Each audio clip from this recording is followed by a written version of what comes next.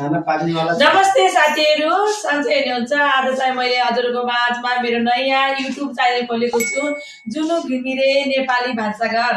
अनि मैले आज चाहिँ एउटा नयाँ भिडियो हाल्दैछु, सुरुवातमा पहिलो भिडियो। यो भिडियो चाहिँ मैले आज रेसिपी माछाको। अब चाहिँ हामीले माछालाई मसला मिक्स गर्दै छौं, हेर्नुस्। अनि यो माछा छ, अनि यो मसलाहरु यसमा चाहिँ हामीले हालेका छौं अदुवा, लसुन, जिरा, धनिया पेस्ट। अनि यो चाहिँ अनि मकैको पिठो है त, लोकल मकैको पिठो हो। यो सब मिक्स गरेर हामीले माछालाई एकदम राम्ररी तयार गर्दै छौं। अनि हजुरहरुले पनि यसरी नै बनाउन सक्नुहुन्छ। अनि हेर्दै जानुहोस्, यस्तो राम्रोसँग हामी तयार पार्यौं र यसलाई हामीले लगभग 15-20 मिनेट। अब चाहिँ हामीले हेर्नुस्, ग्यास बालेका छौं र कराई बसाल्यौं। अनि एकछिन हामी वेट गर्ने छौं कराई तात्तिनलाई। अब हामी तेल हालेका छौं, यसैगरी तेल हाल्ने छौं हामीले। अनि तेल पनि तात्तियो भने माछा हाल्ने। अनि हामीले चाहिँ यो चिसो मौसममा एकदम तातो तातो माछाको झोल पनि बनाउने छौं। पहिला हामी माछा तार्ने छौं, त्यसपछि हामीले अनि झोल बनाउने छौं। अनि मैले चाहिँ अब भात पनि बसाल्दै छु। मैले भात चाहिँ राइस कुकरमा पकाउने छु। अनि उता चाहिँ मैले तेल तात्तिन राखेको छु, तेल पनि तात्तिरहेको छ। यता भात पनि राइस कुकरमा तयार हुँदैछ। अनि हामीले यो चाहिँ झोल उमाले छौं। यो चाहिँ हामीले खोकीको औषधि बनाउँदै छौं। तेल तात्तियो कि नै भनेर मैले विचार गरेँ, तेल पनि तात्तिसकेको छ साथीहरु, हेर्नुस्। अब चाहिँ मैले यसमा माछा हाल्ने छु र माछा चाहिँ फ्राई गर्ने छु। अनि मेरो जुन युट्युब च्यानल छ साथीहरु, तपाईहरुले कस्तो लाग्छ मलाई सुझाव सल्लाह दिनु होला। मैले केही गल्ती गरेको छु भने मलाई सिक्ने मौका दिनु होला।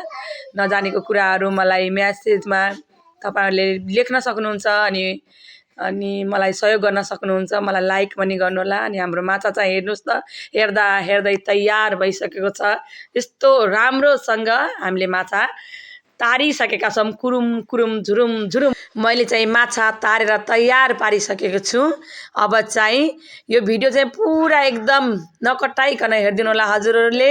अनि मेरो परिवारसँग बसेर यो माछा अनि माछाको झोल अनि भात हामी खाने छौं, यो चिसो मौसममा तातो है त।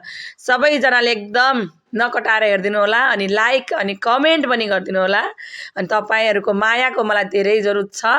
मेरो नयाँ भिडियो, पहिलो भिडियो, तपाईहरुले एकदम मलाई माया गरेर पुरै नछुटाएर एकदम राम्रोसँग हेर्दिनु होला। अनि हजुरहरुले हेर्नु भयो भने मलाई धेरै खुसी लाग्नेछ। अनि हामी माछाको अब झोल बनाउँदै छौं। यो चाहिँ मैले माछाको झोलको लागि साधारण नेपाली भान्सामा जसरी हामीले बनाउँछौं त्यसरी नै तयार गर्दै छु। हरियो खुर्सानी अनि प्याजहरु अनि जिरा फुराएर मैले तयार पार्दै छु। यो चाहिँ माछाको झोलको लागि यो हामीले रेसिपी तयार पारेका छौं। अनि झोलको लागि मैले रेसिपीमा चाहिँ हेर्नुस्, यस्तो राम्रोसँग मसलाहरु तयार पारेको छ। अदुवा, लसुन, मरिच अनि टिमुर सबै हालेर मैले भुटेको छु। त्यसैगरी मैले अनि मिक्सरमै फेरि टमाटरको ग्रेभी बनाएको छु, टमाटर पनि बनाएको छु। जुन टमाटर चाहिँ मैले ग्रेभीको लागि युज गर्ने छु। अनि मैले चाहिँ अब झोल बनाउँदै छु, एकदम स्पेशल तातो झोल। यो झोल चाहिँ हामीलाई सबैलाई रुगा लागेको छ चिसो मौसममा। हामीले यो तातो झोल खाएर हाम्रो रुगाखोकी भगाउने छौं। हजुरहरुलाई पनि त्यस्तै रुगाखोकी लागेको छ भनेपछि यसरी नै झोल बनाएर खानु होला माछाको। अनि माछाको झोलले चाहिँ रुगाखोकीहरु सन्चो बनाउँछ, हाम्रो स्वास्थ्यको लागि पनि राम्रो हुन्छ। हामीले अरु चीज मासुहरु खानुभन्दा हामीले यसरी माछाहरु खायौं भने हाम्रो शरीरलाई एकदम राम्रो गर्छ। अनि हजुरहरुले पनि यसरी नै बनाएर चिसो मौसममा खान सक्नुहुन्छ, माछाको झोल बनाएर।